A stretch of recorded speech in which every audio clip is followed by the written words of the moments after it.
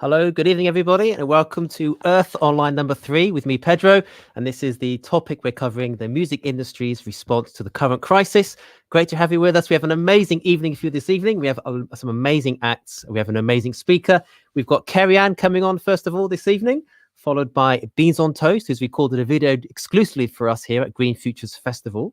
We also have Mark Davyd. That's around 8:40. He's the CEO and founder of the Music Venues Trust, talking to us about how the music industry are dealing with this big pandemic going on at the moment. And we have at 9 o'clock, roughly 9 o'clock, we have Frank Turner for you. So I hope you guys are all keeping well. I'm going to tell you a bit of information about who we are. We are Green Futures Festival. We broadcast from London. I'm actually based in Lisbon myself here in the N studio. And we are here. We are having a presence at Glastonbury Festival every year as well. And we are here every month bringing you Earth Online, which is a series of special online events. We have a guest speaker talking about an important topic, and we always have live music to share with you all. So for this evening, we have a tip jar, which we'll be posting. It actually is just at the bottom now. And all our performers and our guest speakers are here, and they're doing it out of the love of their hearts. So throughout the evening, if you want to give, then please do. You don't have to give, but if you have anything to give, that'd be great. Because all our performers, of course, because of the current situation, they don't have any work at the moment. So this goes out to all our artists and guests tonight. If you do want to give some money, you can also subscribe to our YouTube channel. That's Green Futures Festivals on YouTube to keep in touch with us. Or on our Facebook, you go to Green Futures Field. You can like our page. Follow us on Twitter on GlastoGF, and also you can listen. This is also going live on the radio on Green Futures Festival Radio. So there's the introductions, and I'm going to introduce now our first artist for this evening, which is the wonderful and the amazing Carrie Anne. So let's see if she's around. Carrie Anne, how are you? Hello, I'm good, thank you, Pedro. How are you? Yeah, I'm good. Thanks so much for being a part of our live stream. Tell us about how you've been during the last. Well, thank you. How have you been during the last few months in this difficult situation we're all in? Well, it is a difficult situation, and I know that's one of the topics that you're speaking about tonight, the impact on the music industry. But I have found, a silver lining is being able to connect with people through streaming online, and still having that sense of community, even though we can't be together in person. So I know that the Earth Online stream series is another great way to do that. Thanks to Kingston Green Radio. And you've been very busy, haven't you? You've been live streaming 2 or 3 times a week. Yeah, I'm now live streaming about 3 times a week, I think. Oh my word! Oh, I've joined Twitch, which is a live streaming platform, and it's quite addictive, I must say. Yeah, fantastic. And you've also been collaborating, haven't you? The Herd Collective, which is a collective of female musicians. Do you want to tell us a bit about that before you play your first song for us? Yeah, so I founded it with Daisy Chute, and it's a collective to promote and support women in music because they are still underrepresented. And in fact, we had our very first Earth Online stream was all about the topic of women in music. And we had a great speaker, Vic Bain, talking us through the statistics and the issues arising with women in music. So our Herd Collective streams that we've been doing since lockdown, we've been inviting a new female artist on every week, and we're now fortnightly, but it's been a great way to discover new female artists, mainly music artists, but we have had some poets as well, and YouTuber. So it's great feeling that sense of community. And I can also see in the comments lots of the lovely community that join mine and our live streams are here. So thank you everybody for joining us. Yes, thanks so much, everybody. It's great to have you with us. And Carrie Anne, you're going to play a few songs for us this evening. So tell us about the first track you've got. You've got your harp, I see. I've got my harp here, but I'm going to start with one on the piano. I'm going to start with the title track to my EP. My EP came out literally as lockdown hit, like the start of April the 3rd. It came out, so it was kind of fitting in a way, because my EP is called Caught in the Dark, and it's kind of been a dark time for us. But the whole idea of the EP is it's a charts the relationship with the darkness and the search for light. So every song is represented by a different color, and it's exploring that. And I feel like that's kind of a metaphor for what we've been going through here as well. So wow. I also quote some poets. So this one quotes some William Blake in it, and it's called Caught in the Dark. Thank you. Take it away. Cool. Oh, I don't want to hit the harp. My only constant, you are the tide that I cannot control.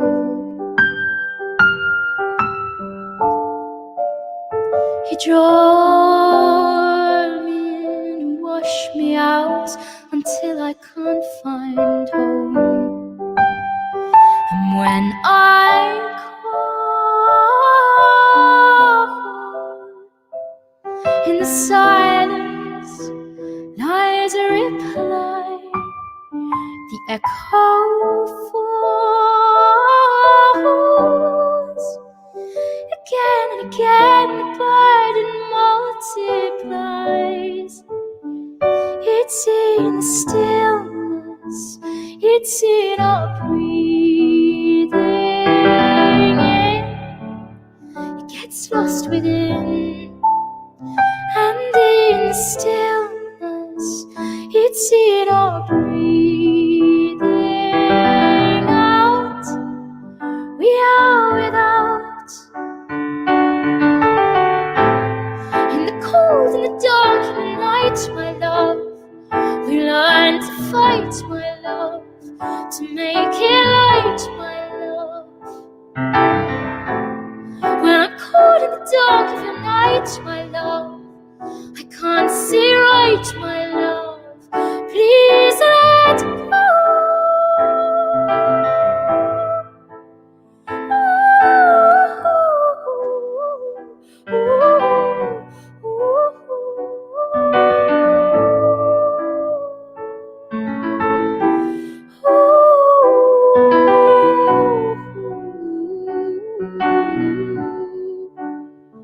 Please let go. Some are born to sweet delight, some are born to endless night. High on a rooftop, I felt the sunrise from a darkened cry. And from my tightrope I saw the smoke rise as I felt goodbye. And no one called. In the silence the race was won as we unfold. It's not in the storms that we become undone. It's in the stillness, it's in our breathing in. It gets lost within. And in the stillness, it's in our breathing out. We are without. In the cold, in the dark, in the night, my love, we learn to fight, my love, to make it light, my love. When I'm caught in the dark of the night, my love, I can't see right, my love. Please let go. In the cold, in the dark, in the night, my love, we learn to fight, my love, to make it light, my love. When I'm caught in the dark of your night, my love, I can't see right, my love. Please let go.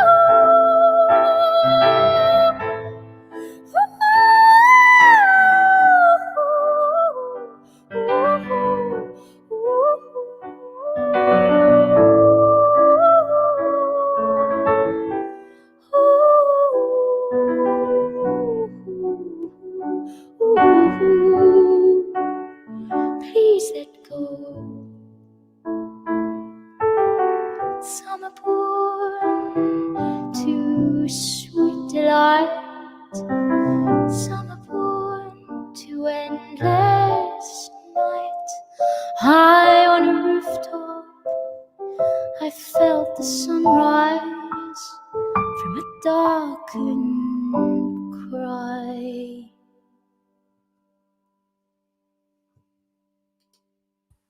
Hey, wow, Carrie Anne, incredible stuff as always. Thank you, Pedro. Never cease to wow us and the audience. We've got so many amazing comments coming through. Oh, thank you, everyone. I appreciate that a lot. People all around the world. And we have someone called Fabi who just had a great song and he's in Lisbon. So wow, thank you. William says a brilliant start to the evening. So what a great start to the evening, everybody. You're listening to the Earth Online number 3 with me, Pedro. And that was Carrie Anne's first track of the evening. Tell us a little bit more about that track. So you've got some William Blake thrown in there. Yeah, the William Blake lines are "Some are born to sweet delight, some are born to endless night." Because I found that lyric in the middle of writing the song, and then I just felt like it said everything that I was trying to say, and it tied the whole song together. And William Blake, of course, is an amazing poet, so I thought I'd just steal it. Of course, why not? Take from the best. Yeah. So you've got another couple of songs from your EP. So what's the next song going to be this evening? So I'm going to get my harp out. Just Hey, there it is. my mini one. You could see the big one behind me, but the mini one's a little easier for the purposes of streaming. Yeah. And this is actually my latest single, the song I'm going to play now, and actually made a video with everybody during lockdown. I asked people to send in videos of the things that they were doing that they enjoyed and that were meaningful to them, because the song is the final one on the EP, and it's about sort of that journey home to the light, in thinking like we don't have all the time in the world that we think we might, so we should try and do what we love right now. So that's what we tried to include in the video. Everybody was really awesome at sending in some beautiful videos, and because the lyrics mention the sky quite a bit, we had some beautiful sky shots sent in by everyone. So that came out about a month ago, I think. And so that was another great way that I still felt like we were connected, even though we're not in person together. Being able to make that video with everyone, I'm super grateful that everybody did send in videos and that we could do it. Sounds amazing. So if we go to your YouTube channel, we can find that video for the next track. Yes, indeed. Yeah. Fantastic. So it's just is it just Carrie Anne Music? It is at Carrie Anne Music on all the channels, and as you know how to pronounce my name, it's a Welsh name, Carrie Anne, so not everyone can pronounce it at first look. There we go. All right, Karen. Well, when you're ready, please take away your next song. Please introduce the title of the next song, and then play away. Will do. So, this song is called "Carry Me Home."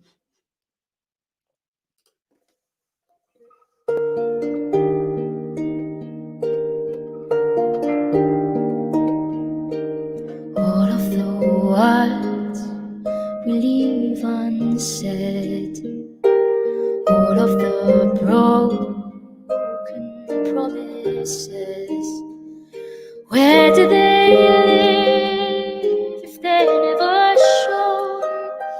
Who carries the burden of their life unknown? I'll have a word with the wind to carry my sins away. I'll have a word with the earth and ask if it's gonna hurt. Was it always so? Did we ever know the time would overtake us all, with nothing left to show where we have to go? Carry me home, carry me home, carry me home, on the wings of time unborn. All of the life we've yet to live, all of the love we've yet to give, they never were ours to hope to have. We're living on borrowed time in someone's plan. I'll have a word with the wind to carry my sins away. I'll have a word with the earth and ask if it's gonna hurt. Was it always so? Did we ever know us all, with nothing left to show when we have to go. Carry me home, carry me home, carry me home, on the wings of time unhold.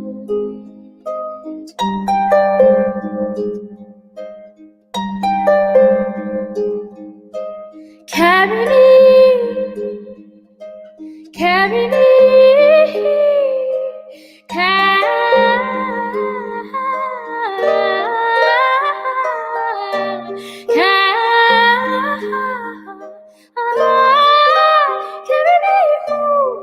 me home, on the wings of time unknown. I'll have a word with the wind to carry my sins away. I'll have a word with the earth and ask if it's gonna hurt. Was it always so? Did we ever know the time would overtake us all, with nothing left to show when we have to go? Carry me home, carry me home,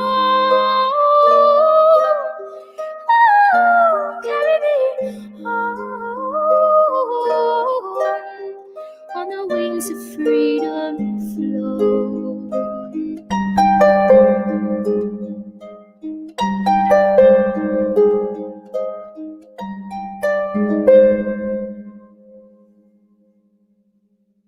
Hey, my word. Another spellbinding track Thank you. there, Carrie Anne. Incredible stuff. Lots of love again and all the comments. So tell us about that Thank you. song. Tell us a bit more. Did that song come about? How did you write it? Well, it actually was inspired by some words on a memorial on the cathedral wall, which said "Time hath overtaken me," and I just thought, oh gosh, that's such a beautiful and yet chilling evocation of the fleeting fragility of life.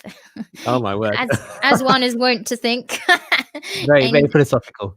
and then I wrote it down on my notes. I kind of like write down anything that inspires me, and then that combined with the line that I'd said to a friend, I said, "Oh, I'll have a word with the wind, like see which way it blows." And then I thought, like, somehow they ended up together in a song. That I didn't There you plan go. them to end up together there, but you sit down to write, and they both just kind of found their way into my consciousness and ended up in the song together. Sounds like you get a lot of inspiration from lots of things around you, kind of from poems and from phrases and from people. Yeah, Are they your main definitely. inspirations? Definitely. Yeah, I mean, it's great if something can spark like a feeling in you. I like to sort of like be aware of that, because that's that's the nature of art, I guess, is to like be some kind of version of the human existence that sparks some kind of emotive response. So Yeah. if I felt inspired by something else, I like to like remember that feeling and kind of use it to Wow. inspire me. Well, not I don't quote people in all my songs, but being honest about inspiration. Yeah, fantastic. And that's the second track from your EP, Caught in the Dark. And now you're going to play us a third track from that EP. Yeah, it is actually the first one. I'm just gonna have a sip of water as well. Oh yeah, you are allowed to have some water. Please do. Unlike me, but I've got a bit of a cold at the moment, so. Oh no. Well, we can't hear it. It does sound amazing. Oh, thanks. Yeah, this I'm gonna. Oh, I've got to put the harp in the right key, because there's my little lever harp here. You have to change the levers Amazing.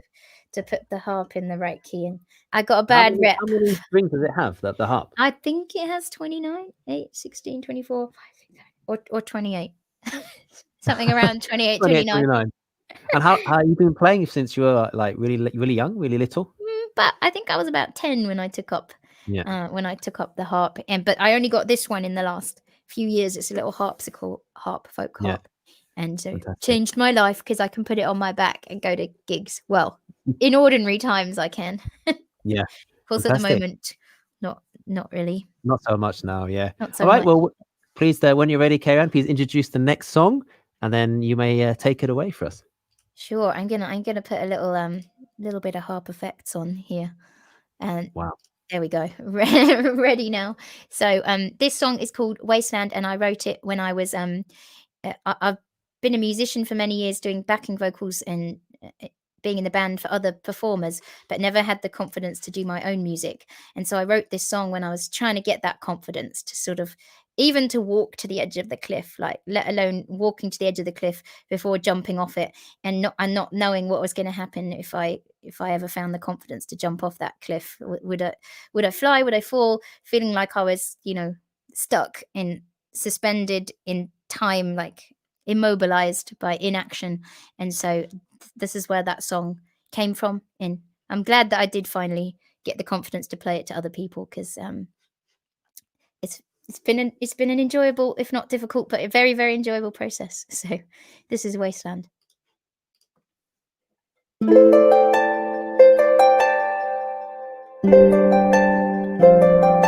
caught in a wasteland. All of the lights can't help me out of the quicksand.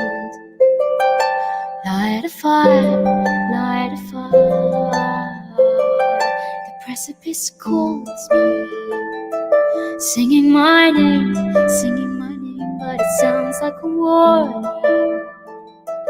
Play it again, and do tried running, tried fighting, tried fighting, tried lying, I tried falling and I tried flying, and if I keep fighting, then I'll die trying. If I run, if I hide, it's lonely on the other side. If I run out of time, it's only then it isn't mine, and I've fallen out of light again, and I've fallen out of time again. If I run, if I hide, it's lonely on the other side. If I run out of time, it's only then it isn't mine. I'm stuck in a sideshow. All of the lights are on a different slideshow. Play it again, and do. Tried running, tried hiding, tried fighting, tried lying, and I tried falling and I tried flying, and if I keep fighting, then I'll die trying. If I run, if I hide, it's lonely on the other side. If I run out of time, it's only then it isn't mine, and I've fallen out of light again, and I've fallen out of time again. I fall again and again. I fall out.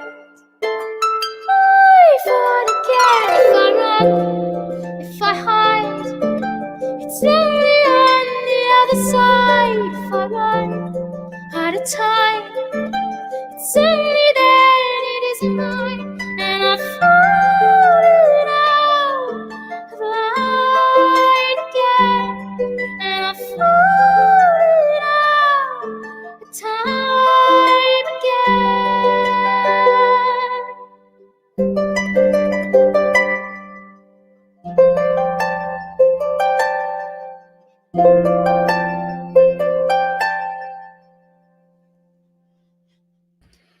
What can I say, Carrie Anne? You've blown us away again for the third time in a row. Oh, that's Amazing. so kind of you. Thank you, Pedro. Thank you so much. And as one person said, they are glad that you took the leap off the edge because they heard that amazing song. Oh, So that's so lovely. Thank you so much. well done. So Thank we you, loved everyone, it. for the lovely comments. I can see them like at the There's side a there. lot of I'm very, love. very grateful. Thank you A so lot of love. much. So thank you so much, Carrie Anne, for being a part of the Earth Online number 3. We've loved having you here.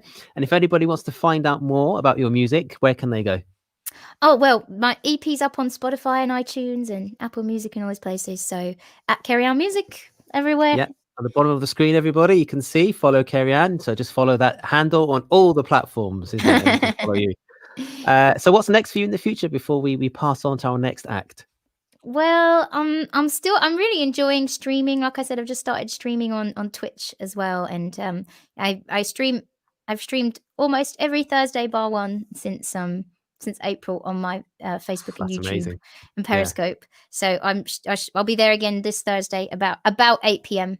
I'm not famed for Okay. my punctuality, but It's, around it's 8 known p.m. as it's known as Carrie Anne time, isn't it? Yeah, they say Kerry time. It's known as Kerry Carrie time. time, yeah.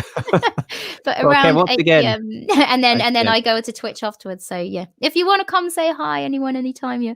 It's always lovely to see new people. So Fantastic. Thanks, Carrie Anne. So we'll see you again soon. And now we have our third act of the evening.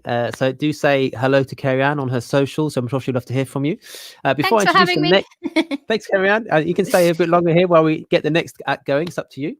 I want to let everyone know about our tip jar. We have a tip jar, which is along the bottom of the screen now. All our performers are performing this evening. They are not actually being paid. So as you know, the epidemic has hit everyone hard, the pandemic. So this is a tip jar, and all the money that if you want to give any, that'd be great. And the money will be split between all our artists this evening and our guest speaker as well. So if you are going to go out tonight anyway to watch a gig, perhaps you could donate the price of your drink you're going to buy at the bar for the tip jar down below.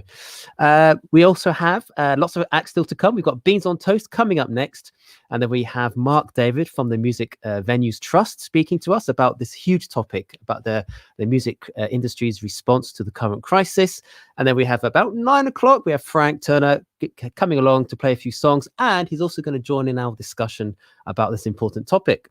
So I don't need to give much of an introduction to Beans on Toast, but I will do it anyway. He has now played Glastonbury every year since 2007, which is an amazing feat.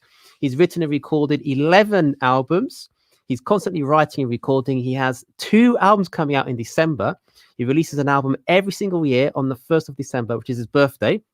And this December, he has 2 records, one of them produced by our very own Frank Turner.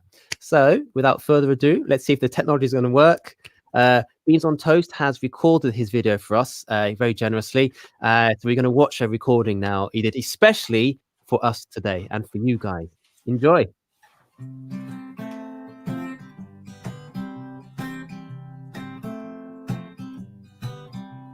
Try to be patient, try to keep your cool. It's affected everybody, not just you, not just me, not just us.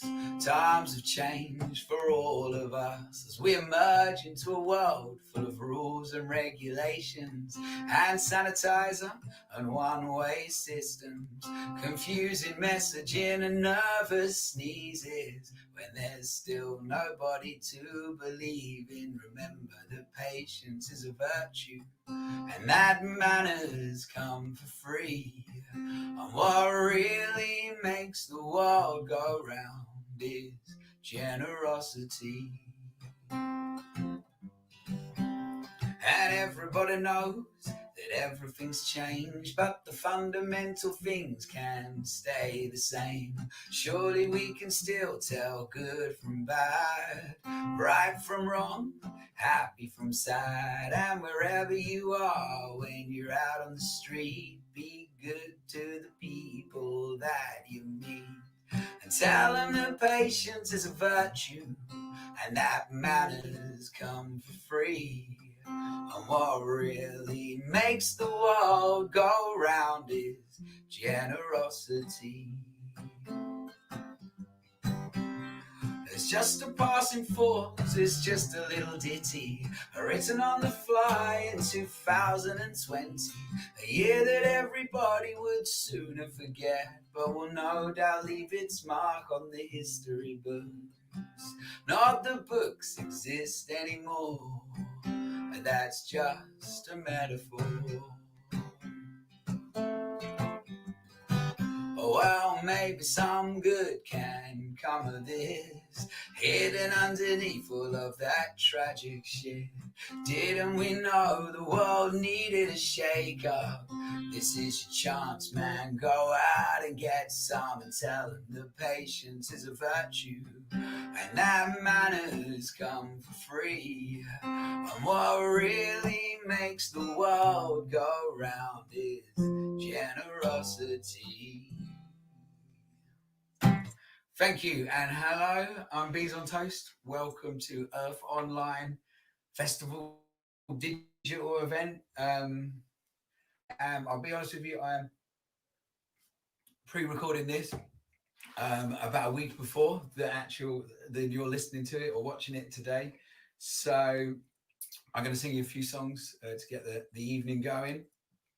With that in mind, I won't comment on the state of the world, because who knows how much that's going to change between now and 1 week's time when you're watching this. So it feels like it's speeding up, doesn't it? But I'll sing, you'll be watching this sometime around, coming in towards Halloween, basically. So let me sing a song for you about Halloween. This song's called No Need to Be Frightened. And not just Halloween, kind of autumn.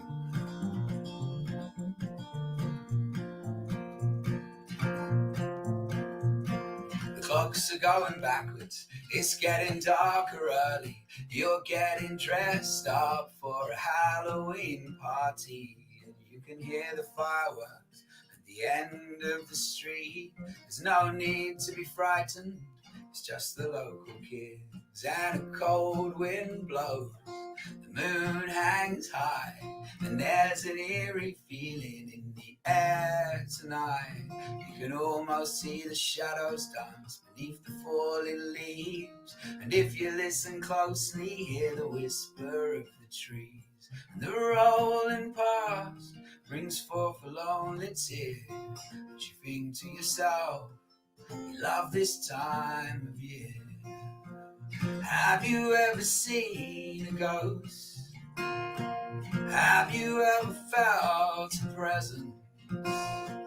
Felt like there was someone standing in the room with you, even though you knew that there wasn't. And what happens to your body when your soul is in the ground? If the dead could talk, would you listen anyhow? Oh, it's getting late and you don't know what you believe. You got a lot of time for Halloween. Now it's the witching hour and the fog is rolling in. You got a tingle in your spine, goosebumps on your skin, and you're building a guy to burn on the fire. Staring at the flames, you put your faith in something higher. And the smoke in your face brings forth a lonely tear, as you think to yourself, you love this time of year. Have you ever seen a ghost? Have you ever felt a presence? Felt like there was someone standing in the room with you, even though you knew that there wasn't. And what happens to your body when your soul is in the ground? If the dead could talk, would you listen anyhow? Oh, it's getting late and you don't know what you believe. You got a lot of time for Halloween. Oh!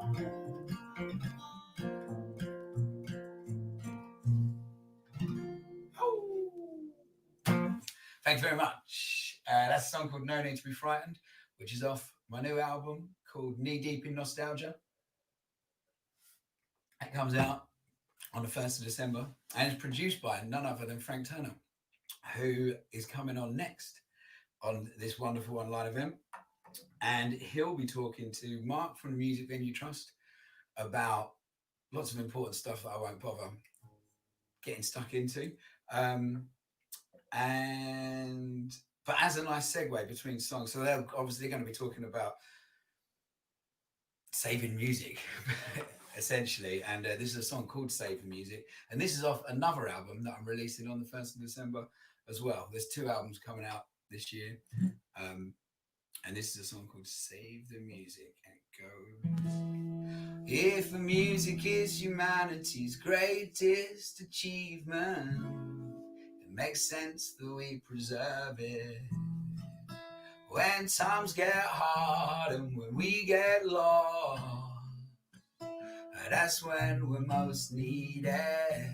And everybody's different, but everyone can hear it. So you can save the whales, you can save the trees, save the world if you please, but please save the music. I can't every town in this country looks exactly the same. A Weatherspoon's the same old coffee chains, an H&M and a Sports Direct. But there's a place on the edge of town, a place that likes to play the music loud, a place that offers shelter from that bullshit. So you can save the whales, you can save yourself, go right ahead and save everybody else, but please save the music. Oh, buggered it up at the start there. I went to sing the second verse first. And obviously I could just, delete this and start again, but I feel like I'd be doing a disservice to the Earth Online. So that's staying in. Yeah, I can't imagine a world without any music. To tell you the truth, I'm not sure I'd want to do it. Live a life without a song. And when it's raining, Costa Coffee, I tell you now that we're gonna be sorry. Sometimes you don't know what you've got until it's gone. So you can save your children, you can save yourself, go right ahead and save everybody else, but please save the music. Thank you very much. So yeah, I'm just doing a couple of songs. I will, in fact, it's going to be my last song. And I hope everybody has. I hope you have a great time listening to the discussions and listening to the rest of the music that I have planned for you today. Yeah, that's it. This song's for you, Pedro. Pedro, who emailed me asking me to do this. I remember I'd just finished writing this song. I was just about to go on stage at Glasgow on the Greenpeace, and it was going to be the first time I ever played it, and I needed to rehearse it. And it's quite hard to find somewhere to sit down and play a guitar in the middle of where I was at the time. And you said, do you want to come and do a little radio recording for the radio? So I came out and sung the song to you, and it worked great because it was a little rehearsal for me. So I hope you're well, Pedro. This is a song called On and On.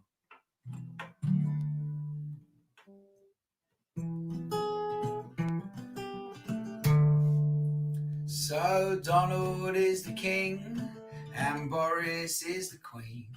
It's almost like we're living in a world of make-believe.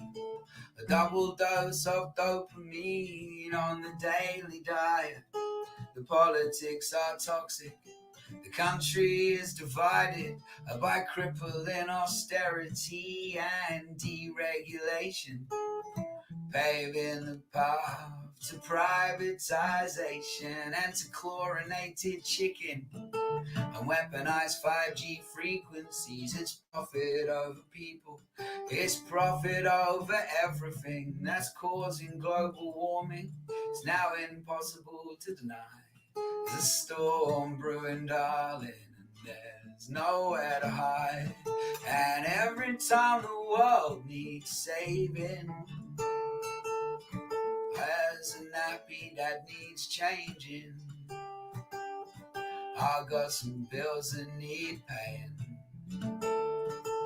I'm just gonna keep on singing because life goes on and on and on and on and on and on. Life goes on. So I take a step back and try to see things differently, because there's also an opinion. In fact, we're doing brilliantly. There's never been a safer time to be a human being. There's less war now than ever before, less disease and less famine. Obesity claims more lives than starvation. More people die of old age than from lack of medication. It's quite telling of the times. It's never been like this before. More people take their own lives now than die in wars. And obviously the world keeps blazing, and different battles keep raging. My tomatoes need watering. I'm just gonna keep on singing because life goes on and on and on and on and on and on. Life goes on. And there's children marching in the streets. They give me hope. They strike off school on Friday because they can see through the joke. And the system doesn't serve them, it's firing in their future. So they'll take it in their own hands and they'll start a revolution. And I will stand beside them, try to do my bit, help a 16-year-old girl kill the oil industry. 'Cause I believe the world's worth saving. And I hope that if we keep on learning, then we can stop the world from burning. We can keep on singing because life goes on and on and on and on and on and on. Life goes on. Thank you very much.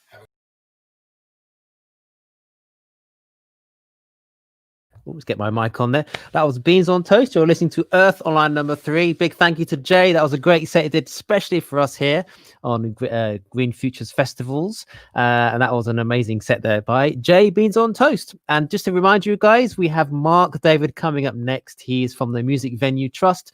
All the artists this evening are playing from the goodness of their hearts and not being paid. So if you do fancy helping out, then that'd be much appreciated. You don't have to give anything, but if you are able to, of course, that'd be appreciated. The tip jar is going along the bottom, and all the proceeds will be split between all our acts this evening and our guest. Okay, so as I said, we are Green Futures Festivals. You can follow us on YouTube, and you can follow us on all the socials. So you can go to Green Futures Festivals on our YouTube channel to subscribe, and you won't miss out on any future of Earth Online streams. You can also go to our Facebook page on Green Futures Field, on Twitter, GlassDoGF. And we also have a radio station called Green Futures Festival Radio, and we have shows every day, 24 hours a day. And Jay was talking about one of our shows. I happened to see him last year at Glastonbury Festival backstage on the Greenpeace stage, and he had about 15 minutes to go for his song, and then he went backstage for me, played his song for us before he played out to the audience at the Greenpeace stage. Fantastic stuff. Okay, so I'm going to get Mark into the conversation now for a really important topic. This is the music industry and how it's coping with the current pandemic. Yeah, all right, Pedro. How are Mark, how are you doing? Yeah, I'm good, thank you. Thank you so much for being a part of Earth Online. Great. We really appreciate having you here. I'm actually just really enjoying tell us a watching the bit- rest of the acts, actually. Oh yeah, great man. Yeah, well, it's great, isn't it? Great music. It's good to have live music again, even though we're not in person, face to face, but we can still have a bit of a taster of the live music scene. So can you tell us a bit about yourself before we start? into the Yeah, topic? good evening. I'm Mark Davyd. I run a thing called the Music Venue Trust, which is a UK-based charity that looks to protect, secure, and improve grassroots music venues. We have a thing we run called the Music Venues Alliance, which has about 900 members right across the country of little venues in your town or city, up to the really big ones in London. So it's a big old thing we do. Yeah, and especially now with the current situation, because you've been around since 2014, haven't you? The organization. Yeah, and kind of sitting around in the background, if I'm honest. Actually what we've been doing is a lot of quite boring work with government about, why music venues were closing down before this crisis. A lot of work around planning, business rates, licensing, noise complaints, that kind of stuff. Okay, yeah. But yes, now we're sort of out in the open a lot more. Wow. And tell us, Not what people are hearing about us, I think. yeah, and tell us about since March. You're currently in Barcelona. Yeah, Not too shabby. so this is the least UK. I'm in Lisbon. So we international. It's what we like. So tell us, how has it been for the last few months, especially since March, with your organization? I imagine you must be working overtime right now. Yeah, it's been pretty full on. We spotted quite early it was going to be a huge problem, and that a lot of venues were going to be in really serious difficulty. And sure enough, that's what happened. We started tracking what was going to happen to them even before they were officially closed down, and then obviously since then, at various times, we've had to take dramatic action to stop particular venues closing. But all the way through, I've got a really fantastic team, and they've been working very hard, venue by venue, to try and prevent venue closures. And so far, hang on, I'm just going to need all the wood that I can touch. Me too. We seem to be ahead. We've had 13 venues closed down apparently permanently so far in this crisis, but actually 11 of them have now come back. And so, wow. So we're actually down 2, which I think is pretty remarkable. I think we're pretty proud of what we've done, I'd say, Pedro. Incredible, yeah. So how do you do it? How do you go about rescuing all these? Because you have over 500 grassroots venues, don't you? Well, we have 900 now. I think we represent the entire sector now, which is nice. It's a really great big collective. The first thing we did was to get organised and really have lots of things that faced at the audiences that love these venues. People are tuning in this evening will have their favourite venue. We did a lot of crowdfunding. We had a Save Our Venues campaign that's still running. You can go to saveourvenues.co.uk. That has particular information about venues under threat. And then most of what we've been doing is actually engaging in a long conversation with government about what needs to be done to stop music venues closing. And that eventually resulted recently with the release of the Cultural Recovery Fund, which has provided money to 260 venues in the UK, which we're pretty proud of. It's not finished yet. We're actually right now we're working on what happens to the rest of the venues between now and March 31st, which is starting to turn into a key date that we're all sort of hoping towards that things will change. Wow. Okay. And what do you feel what do you think the future is going to look like for all these grassroots venues? Do you think that it's going to be recovery for them and then we go back to normal next year? Do you know what? Actually, we was talking about this today, and I realised that a lot of people have been waiting, me included, have been waiting for what you might describe as a magic bullet. Like somebody to pop up and say, okay, on the 1st of January, all music will be back to normal. I don't think it's going to be like that, actually. I think it's going to be a more gradual comeback, and probably we'll see some limited capacity gigs building up. There's some happening already. Somebody's just mentioned Kieran and Hannah at the Sound Lounge, a couple of heroes of mine. They've got some events up and running. I was delighted to see the Bootleg Socials got some events up and running, Brutal Social Club. A lot of venues that people know around the country are now doing some limited social distance gigs, and we're hoping to see more of that. And I think it will build up. We really want to be back by as early as we can, but certainly by the middle of next year. But I think watching something like this, I forgot to come into the show because I was watching it and I was just transfixed by the harp by Carrie Anne. Oh yeah, she's amazing. Awesome that, and then actually, you know, Beans on Toast is one of our favorite artists in the office. We love playing his stuff. So actually, you know, Yeah, every time I see something like this, it's just reminded how much I want to get back into a small venue. How much I stand next to people and enjoy acts together that we just love, and that's the whole emphasis of what we're doing. You know, that's what we're trying to do. It's such a big part of people's lives, isn't it? Live music, and it's for a lot of people, it's hit them hard the last few months. I think people are starting to realize just how much live music meant to them, especially now. You started the organization in 2014. What prompted you to start the Music Venues Trust? Well, prior to all this, you know, it's not like, well, it's an interesting history, really. We've had 20 years of decline of small venues in the UK. Between 2007 and 2015, 35% of the trading venues in the UK closed down. So I own one of these venues. I'm the co-owner and partner at Tunbridge Wells Forum. I've heard about that venue. Good things about that. Yeah, let's do the bit. It was built in a public toilet. All right. Yeah, that's it. There we go. You said it. Yeah, it's out the bag now. Very large public toilet. All right, but we realised there was something wrong, and a few of us in the circuit got together. It's very grassroots movement, this, and it's like we said, well, you know, what can be done? Why isn't anybody doing anything? And then eventually we realised we'd have to do something ourselves, and that's where the trust was born. And from there, we started arguing about, you know, noise complaints as a particular big thing. There was a thing called permitted development where you could convert offices into residential. You know, so it's been a long, sort of strange 5 years. But the bit I was going to tell you was in 2019, in 1st of January 2020, it was the first year for 20 years that I or anybody else in our sector could stand up and say there were more grassroots music venues at the end of 2019 than there were at the beginning of 2019. Finally, our sector had turned a corner. And I'm not going to say it was all down to Music Venue Trust. I'm going to say we helped. The sector itself and the audiences did a hell of a lot to achieve that. And literally 2 months later, this happened. Wow. I know, it's such a huge hit. No one could have seen it coming. No, exactly. So, we were prepared for a lot of things, but we weren't prepared for this. No, but it's really great what you guys are doing. I know a lot of people appreciate your work. And I want to get one of our guests this evening, Frank Turner, to join in the conversation. Because, of course, Frank, he makes a living through touring and playing live music for everybody. So let's get him on. Hi, Frank. Hello. How are you doing? I'm good, thank you. How are you? I'm good. Thanks for being a part of Earth Online.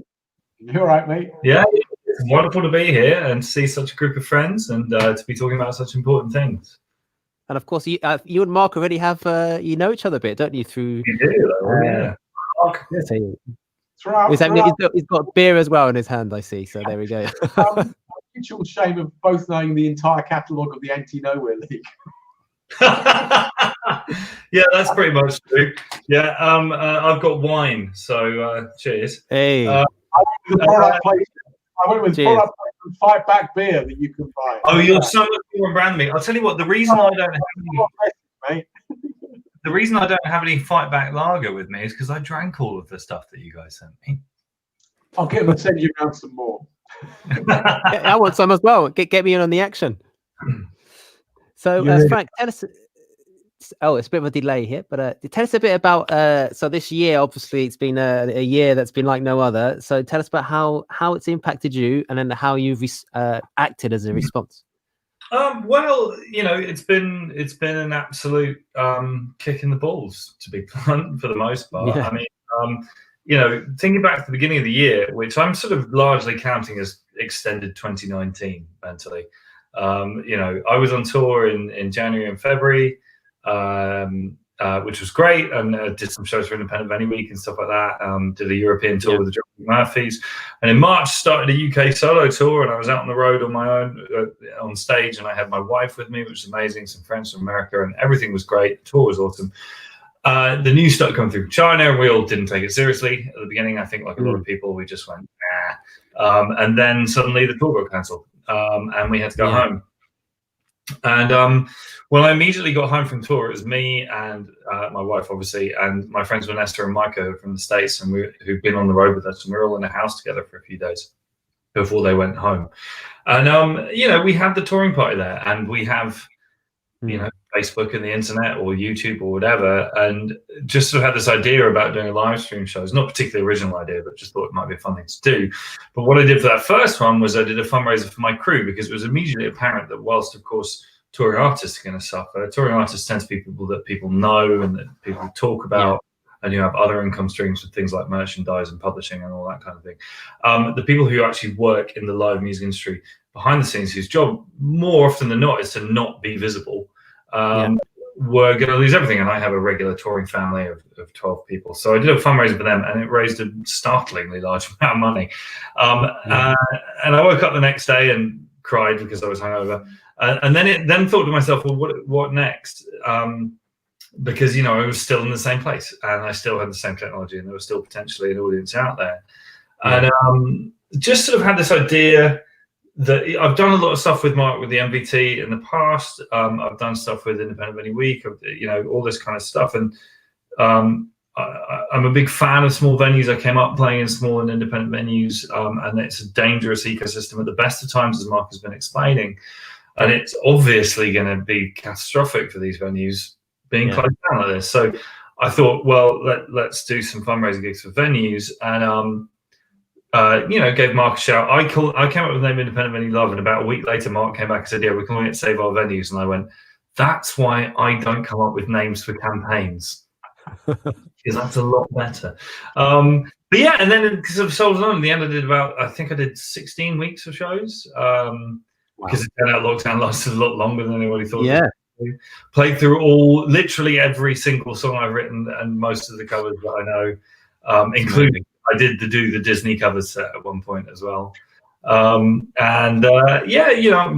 fundraising total was just shy of 200 grand for all summed together from different venues and stuff, which felt like a useful contribution to 2020, should we say. Wow. And then, things eased up a bit. I've done some independent, some socially distanced shows outside and that kind of thing. I'm kind of slightly on a break from that. One of the things that I feel that I, as an artist, have to ride, but also this will be important for venues, is it's not just about regulations. It's also about the mood and about how the public feel, in the sense that at one point I did a socially distanced indoor show that couldn't have been more within the rules. It couldn't have been stricter in terms of obeying all of the things put down. But some of the response on social media was pretty negative and pretty angry. Because people are scared and people are worried. And that is as important, in my view, as whatever the government is saying, particularly as we enter this period now where people are starting to take what the government says a lot less seriously, because it's so confusing and so all over the place and so nonsensical. So, you have to sort of consider what people are saying. I plan to do more of that in the future. Mark was mentioning a few places that are doing it right now, which is exciting for me. And, just trying to sort of do what I can. And I don't want to make all of this sound like I'm just trying to be some sort of crusader for the greater good. It's my career and it's my passion. I love to play. It's my favorite thing in the whole world is to play music in front of a crowd full of people, and I miss it desperately. It's obviously self-interested as well, me wanting to go out there and play shows. But if I can do it in such a way that will, help smaller venues, and as much as it helps me, and raise awareness of the situation, all that kind of thing, then that seems like a good idea. Fantastic. So it sounds like you have a bit of a partnership already going on with the Music Venues Trust. we've been many times. My main thing is just I'm confused by the honours list that came out that didn't contain your knighthood, Frank. I know, but you see, Mark, the problem, as I think we've discussed, is that whatever might have happened to me in my life since, there is a part of me that remains a teenage anarchist, and should you threatened at one point to put me near an honours list, and I hate to say that I'd turn it down. Would you? I reckon. Well. The only thing is, do you know Chris Tofu at Shangri-La? Yeah. Yeah. So he's got an MBE. Has he? He's got an. This man, his name is Chris Tofu, who runs a stage at Glastonbury, has got a fucking MBE, excuse my language, has got an MBE. And the thing is, and I spoke to him about it, and I said, how? I mean, not how or why, because he does an awful lot of charitable work, but that's quite weird. And he said that he would have turned it down, but his mum told him that she'd disown him if he turned it down. I told you this. It's in Lenny Henry's book. Lenny Henry says that people who turn down honours tend to be people who've already got some power and everything already, or that they don't have a mum who's going to say you're accepted. Yeah, right, quite. So, I mean, you know, this is all hypothetical. And what's more important, of course, is talking about venues. You know, it's a difficult time. I mean, I think that it's important, I think, to be nuanced in the way that we talk about these things. And Mark, I hope you'd agree with this, that like the government response has not been uniformly negative, and there's a lot of people who sort of seem to wish that it was. I mean, some of the grants that have come through recently have been amazing. I know a lot of people who work with venues who've been tearfully overjoyed about what a difference that has made for them. And I think it's important to acknowledge that kind of thing, whilst also looking at what the failures are.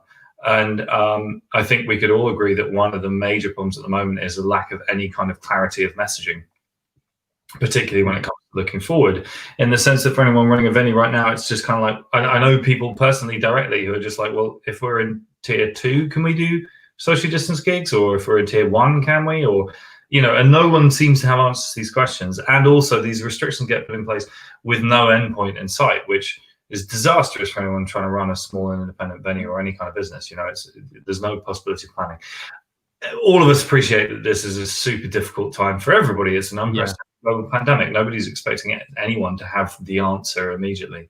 But at the same time, like, there's a lot that could be done better, he said, being political. The problem, I'd say, Frank, the problem is that a reason the public is starting to get confused, or they're starting to lose, you know, confidence in what happened, is because too many of the decisions seem illogical. And the reason they seem illogical is because they are illogical.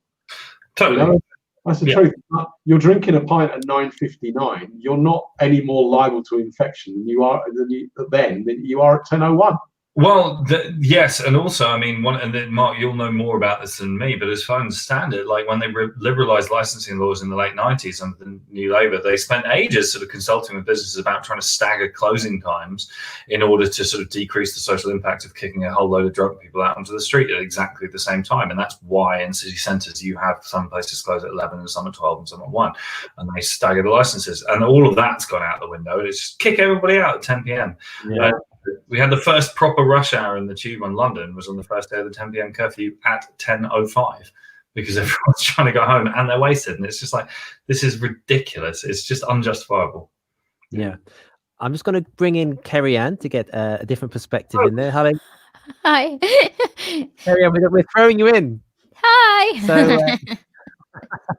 So obviously you also rely on music as well. So how have you've been playing a lot of live streams yourself, haven't you, the last few months? Yeah, I've sort of taken to live streaming and not being able to do actual gigs, because a lot of the I know a lot of the venues that Mark works with are the sort of venues that I was playing, and the grassroots smaller venues, which are so great for up and coming artists, new indie artists. So in the absence of that, I've been enjoying live streaming for now, but obviously hoping for a day when we can you know, be back safely and communally together at gigs again. Yeah, and I'm often wondering, how do artists survive? I mean, there's so many artists, like up and coming artists and even medium-sized artists. If they're not going to play any live shows for at least 6 months to a year, how are they surviving? I don't know. If you've got any great ideas, Pedro, let me know. I mean, personally, I think this is one of the things, like I try, possibly unsuccessfully, but I try to be a little sensitive in talking about this kind of thing, in the sense that where my career is at, like, it absolutely sucks losing a year, let's say, of touring income, which is most of my income, but like, I'm not going to starve to death in the interim. There are many people who will suffer much more than I will from all this.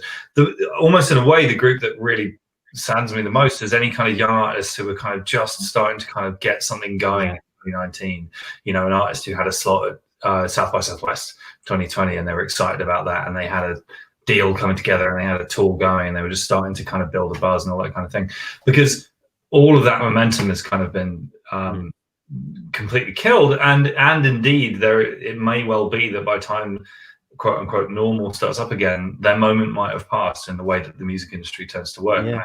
It's a tragedy. Yeah, and I want to talk about, you mentioned about the government, so on a big scale, they're doing things to help. But what can people do? We have lots of people watching from all around the world, and they're obviously passionate about live music. What can communities do? Do you know any success stories of communities also doing something to save their grassroots venues? Mark, perhaps, not if you know any examples. Well, perfect timing, because since, as Frank said, there has been some government movement on this, but that has now defined the task, frankly. And what we're going to see in the next month, 2 months, is we're going to be putting forward a laser focus campaign on the venues that might be lost. We're actually, strangely, we're sort of grateful for the government for doing the culture, because it's given us a very specific task. One of the problems we've had is that so many venues were under threat that you almost don't know what to do. And you've got people like Frank going around saving each one individually, and that sort of sparked an idea. So we're going to be announcing pretty soon a campaign to individually protect the venues that have not been protected by any others. And we'd encourage people to look at the saveourvenues.co.uk website. We'll be announcing stuff on there. And that's absolutely what you just said, Pedro. It's going to be entirely about local communities. The national government has done what it can. I'd like it to do more, but that seems unlikely at this point. They feel they've done their part. But in each place that these venues are, there's a local community that loves them, and there's a set of artists that grew up there, or built their careers there, or just that's where they belong. And actually, we're going to give people the information of what you can do now to save that specific venue in your town or your city that matters a lot to you. And it will take us all the way through the rest of this next 5 months. We won't do every single one on one day, but we will be able to stage a campaign. We like to call it guerrilla tactics at this point. Yeah. It's like, okay, can't have a big problem. One thing I would say, the kind of thing that people can do on an individual basis. So to take an example of, like, for example, the Exeter Cavern down next to my favourite place in the world. They're not able to open for shows right now, but they are able to open as a bar and a cafe. Right now, if it's a venue that you love and you've seen great shows in there, and you are in a place where you decide to go out for drink in the evening, go to the Cavern and drink there, even though they don't have a gig on, because that will help them. Do you know what I mean? Look for, if the venue's doing anything at all that you can contribute to with your business, even if it doesn't involve an actual show, get involved.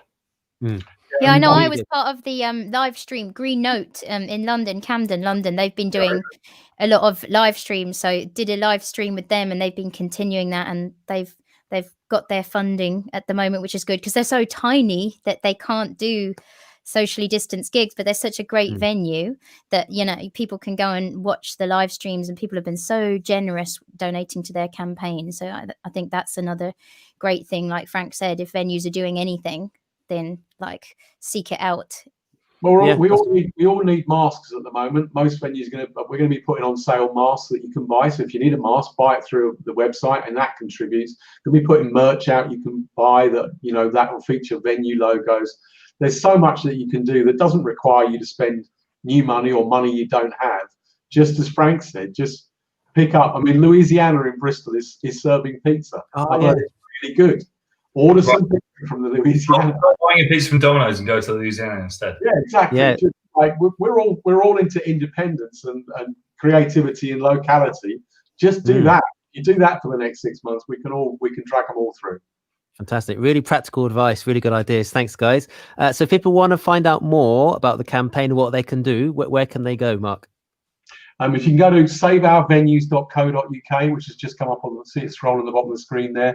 That's constantly being updated, and there's going to be a very big update in about the next 7 to 10 days, which will be the real venues we want to focus on. Fantastic. Guys, it's been an absolute pleasure. Thank you so much for coming on. It's such a crucial topic, such a big thing for so many people, live music. So thank you for all the work you do. I want to thank Carrie Anne, Mark and Frank for taking part in our discussion. So thank you so much, guys. Pedro. Thank you. And I'm going to hand over now to Frank, who's going to play some tunes for us. So when you're ready, Frank, what's your first track going to be this evening? It's going to be a song that I wrote that's sort of, it's obviously not about what's happening now, because I wrote it 15 years ago, maybe 14 years ago, but it's a song about a venue in North London called Nambucca, where I started my music career, and it's a song called I Need Proof Rock before I got famous. Fantastic. Take it away, Frank. Thank you. Let's begin at the beginning. We're lovers and we're losers, we're heroes and we're pioneers, and we're beggars and we're choosers. We're skirting around the edges of the ideal demographic. We're almost on the guest list, but we're always stuck in traffic.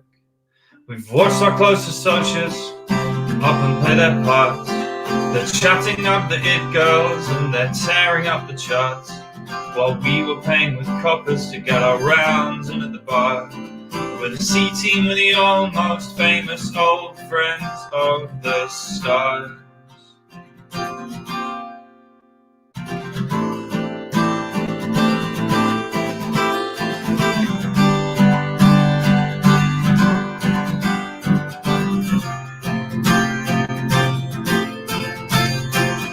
Justin is the last of the great romantic poets. He's the only one among us who is ever gonna make it. And we planned the revolution from a cheap Southampton bistro. But don't remember details, but there were English boys with banjos. Jay's awesome Georgie standing on a wooden chair. And he sings songs and he slays dragons and he's losing all his hair. But Adam is the resurrected spirit of Graham Parsons, and planets and rhinestone, and living in South London. No one's really clear about Tommy's job description. It's pretty clear he's vital to the whole damn operation. I dig danger, smiles of strangers, trees the safest girl I know. His own house will scamper up to victory in the city we call home. We won't change our ways. We will proud remain. When the glory fades, when the glory fades, yeah, I'm sick and tired of people who are living on the free list, and they're waiting to be famous, and they're wondering why they do this. And no, I'm not the one who is habitually optimistic. I'm the one who's got the microphone here, so just remember this. Yeah, well, life is about love, last minutes and lost evenings, about fire in our bellies, and about fragile little feelings, and the aching amplitudes that our needles are flickering, and they help us with remembering that the only thing that's left to do is there.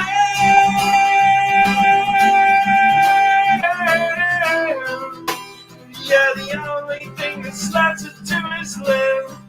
After all the loving and the losing, all the heroes and the pioneers, the only thing that's left to do is get another round in at the bar. I just broke a string, but thankfully I have another guitar in this very room, so just stay there, folks, while I grab it. That was lucky. Right, here we go. I just moved house, so everything's all over the place, but thankfully I have another guitar right here. So, thanks, Frank. Great song. That hasn't happened in So, just tell us about Nambucca. I've read about Nambucca in your book, and it sounds like a very special place. Loads of musicians were together in this time in London, like Marcus Mumford and Laura Marling and all these people. And tell us a bit about what that venue means to you. It was a sort of magic kind of time and place. I mean, it was very much what made it magic is that there was no sense that it was magic while it was happening. I mean, there was no sense that it was kind of going to be this sort of like proving ground for great things. Nobody, as the song says, like we weren't kind of doing it because we thought we were going on for greatness. We were doing it because we thought it was fun. And a lot of people came and went. I mean, Marcus was around, Laura Marling was around, Jay was kind of the mover and shaker of the scene, really, the sort of the founding members of it. I was there, Jamie T was around, the Holloways, like a lot of different bands. And it was kind of and I was very fortunate to be part of it. And it's where I kind of learned how to, picked up the idea of playing an acoustic guitar rather than playing in a hardcore band. Fantastic. So tell us more about your next song. You've got 2 more songs to play for us this evening. I do. This is one. So I've actually, during lockdown, I've been trying to keep busy. I've been learning how to produce records and mix and that kind of thing. But also, 10 years ago, my friend John Snodgrass and I made a record together called Buddies that we wrote in a day. And it was a lot of fun. I mean, it's a silly record in places, but there's some good stuff in it. So we decided to use some of our endless free time during lockdown proper to write Buddies 2 over Zoom, as it were, or Skype or whatever it was. And so for the day, we wrote 10 songs in a day. And again, some of them are lovely and some of them are silly. Tongue in cheek, Yeah, and I produced the record. We had Stefan from Descendants play drums on the record, which was awesome and a huge honor to have him involved, and a bunch of friends kind of popping in. But this is a song. This is actually going to be the next single, which is coming out on Friday. But hey, we're all friends. I thought I'd play it now. So this. Thank you. You need to imagine John Snodgrass singing harmony on this song. We wrote the song together. The song's called "The Fleas." The chorus line is borrowed from the late great George Carlin. I'm not sure if you're familiar with George Carlin. He was a comedian, and thinker, should we say? And he had a line which we borrowed for the chorus. But yeah, this song is called "The Fleece." Thank you, Frank. Take it away.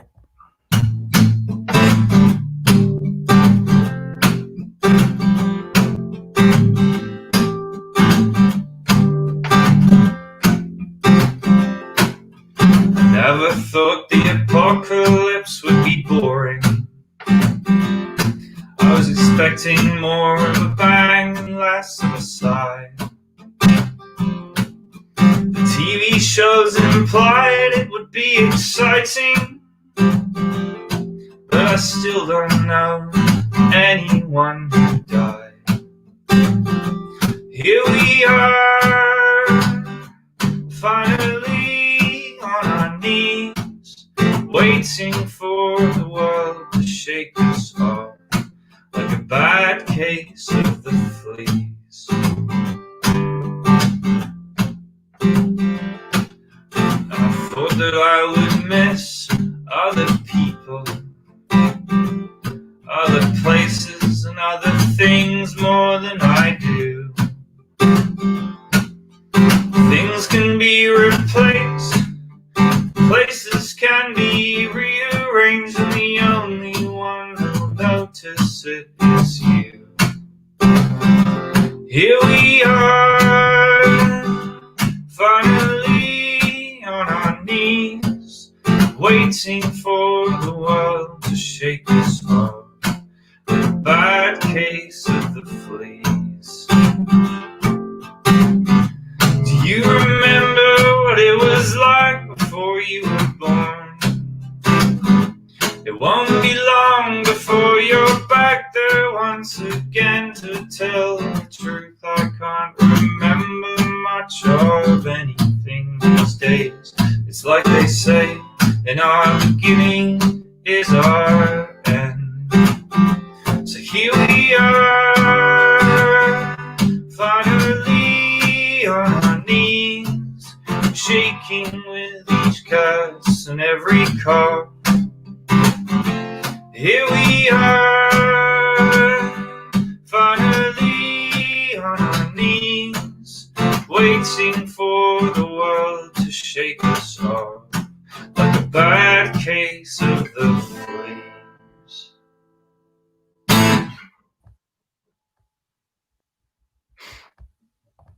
There we go. Hey, thank you very much, Frank. Really nice little riff there. We got a lot of nice comments from people saying that they like the riff there. So how'd you go about writing a song with someone on the other side of the world? Well, I mean, to be honest, the distance thing didn't make too much difference, because once you got the Zoom up and running, it was kind of just like me and my friend hanging out. I haven't done a huge amount of co-writing in my time, not for any particularly good reason. It's just sort of I've always been kind of operating on my own steam, you know. But like I say, 10 years ago, John and I wrote this record together, and we just bounce off each other really well. And I think you have to bring a kind of almost like, let's say, a lack of ego. You know, you have to be prepared to just kind of go, cool, yeah, fine. When somebody suggests something, you know, you bring an idea to the table. But somebody says, let's swap those two chords around. You have to go, cool, no way. And I guess so. Therefore, there has to be a kind of inbuilt respect for the person that you're doing it with as well. You know, you have to, you have to kind of believe that their contribution is excellent as well. Not that I believe my own contribution is excellent, but you know, there has to be a kind of equality of consideration there. Yeah, nice. And you've been collaborating quite a lot, haven't you, over the last few months? You got Beans on Toast producing his album as well, coming out in December. Yeah, well, so that's the thing. That's a slightly different thing, because that's me getting into the world of production. So Jay sent me a bunch of stuff that was just vocal and guitar, and I kind of wrote, recorded, arranged, and mixed everything else on the record. And it was really fun. Like, the song Village Disco is out there, and the original was just Jay vocals and guitar, and I, you know, put the drums, the bass, the Keys. What else is on that song? Loads of stuff is on that song. Yeah, As well. You know, it was just, what was kind of nice about it is that, I mean, Jay and I go way back, and it's one of those things where it's like, you know, Jay has a particular style that he writes in, and a lot of his records are pretty simplistic and therefore kind of stylistically in the same ballpark, and that's cool and that's great, and I love them all. But he sort of gave me carte blanche to take it somewhere else, and so in a way, one of my aims was to kind of stylistically spread the wings as much as I could. Fantastic. And you've also been collaborating with Fat Mike of NoFX as well a few months ago. The rest of NoFX as well, yeah. All the guys, they're one of my very favorite bands when I was a kid. That's an idea that's been kind of in the works for a while. But as with many things, we kind of sped up the release process once the world stopped. Got the split out there. But I'm incredibly proud of it. I mean, essentially one of my all-time favorite bands asked me to do a split with them. Wow. Okay. Yeah. Not have to say no. Yeah. And it sounds like the lockdown, even though it's been a big challenge for a lot of people, it's also given impetus for us to do. We want to do things for a long time, like projects that they've not been doing, and it sounds like maybe it's given you a push to do some things you've had at the back of your mind. Yeah, definitely. I mean, you know, absolutely. I don't want to lockdown's been pretty hard for me in places like at least where I had to cancel everything I had coming up, and you know, my life has been lived in moving around the world for my entire adult life, you know, and to stop that's been quite difficult. But structure and routine keep me going, so keeping busy is really important for me. On a mental health level or whatever, so I'm trying to keep busy, and successfully so, apparently. So fantastic. Thanks, Frank. And I just want to mention to everyone watching, this is Earth Online number 3. All our performers are playing today. They're not being paid. They're doing out of the greatness of their hearts. So if anyone wants to donate, please do donate to our virtual tip jar. If you think you might have gone out this evening to watch a gig, well, you can't, but if this would have been a gig live, then please do donate. Maybe a drink you would have had in that venue. It's just along the bottom of the screen now. So, okay, Frank, what's the last song going to be this evening? Well, it's a song, I have a whole record with the same title as this song, Be More Kind, that came out a few years ago, that was about, it's kind of about how the world was in 2016, 2018, that kind of time, for whatever that's worth. And in a way that's kind of like both pleasing to me as an artist and also quite depressing as a human. A lot of it's gained a new lease of relevance in 2020. Obviously a very different situation sort of in terms of what's happening in the world. But, you know, the songs still kind of resonate, or at least they do for me. I mean, I hope they do for other people too. But this is a song, as I say, the title track from the record, that, and the song's called Be More Kind. And it's going to feature me finishing tuning this guitar. And everyone will be about that. There we go. It's close enough for rock and roll. This song's called Be More Kind. History's been leaning on me lately. I can feel the future breathing down my neck. And all the things I thought were true when I was young and you were too, turned out to be broken. And I don't know what comes next. Been a while and has decided that it's going to lose its mind. Be more kind, my friends. Try to be more kind. They've started raising walls around the world now, like hackles raised upon a cornered cat. And the borders in our heads between the things that can and can't be said, we've stopped talking to each other, and there's something wrong with that. So before you go out searching, don't decide what you will find. Be more kind, my friends. Try to be more kind. And you should know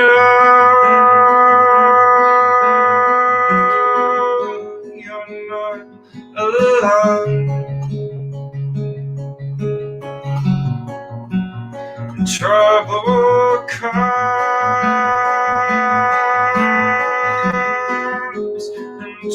book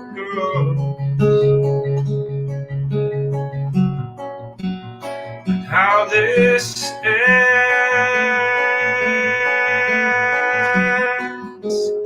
No one knows. To hold on tight when the wind blows.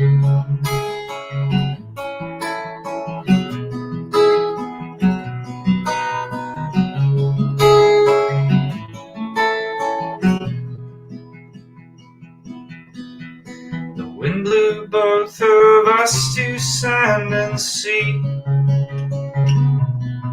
and where the dry land stands is hard to say. As the current drags us by the shore, we can no longer say for sure who's drowning or if they can be saved. But when you're out there floundering like a lighthouse, I will shine. Be more kind, my friends. Try to be more kind. Like a beacon reaching out to you and yours from me and mine. Be more kind, my friends. Try to be more kind. In a world that has decided that it's going to lose its mind, be more kind, my friends. Try to be more kind.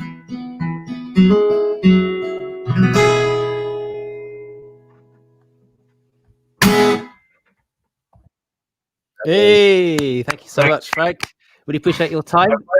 You know, you've moved thank you. You see, you've moved to a new house, so thank you for taking the time out from all the boxing and unboxing, I should say, and tidying the house. We appreciate it. And for any final words for people who want to do something to help the music industry? Well, there's lots to be done. Pay attention to the people who are making positive noises. You know, it's very, very easy time to be down and be negative and depressed. And Lord knows I have my moments and my days where I do that. There are people out there. Mark is a great example of that. But all across the music industry, and I think this applies to politics as well. Listen out for the people who are trying to make constructive things, constructive suggestions, and pay attention to them, because they it's more constructive things to do.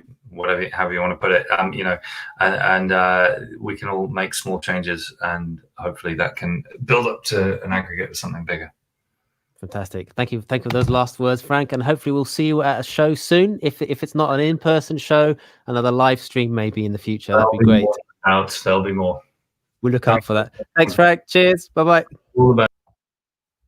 There we go. So that was the last act for this evening. You've been watching Earth Online number 3 with me, Pedro. What a fantastic evening it's been. We've had some incredible artists. We've had Carrie Anne with her harp. We've had Beans on Toast, who did a fantastic recording for us. And then we had Mark Davyd from the Music Venues Trust. And we had Frank Turner playing for us. A lot of people have been talking about a collaboration between Carrie Anne's harp and Frank Turner. Let's see if that will happen. That'd be fantastic if it did happen.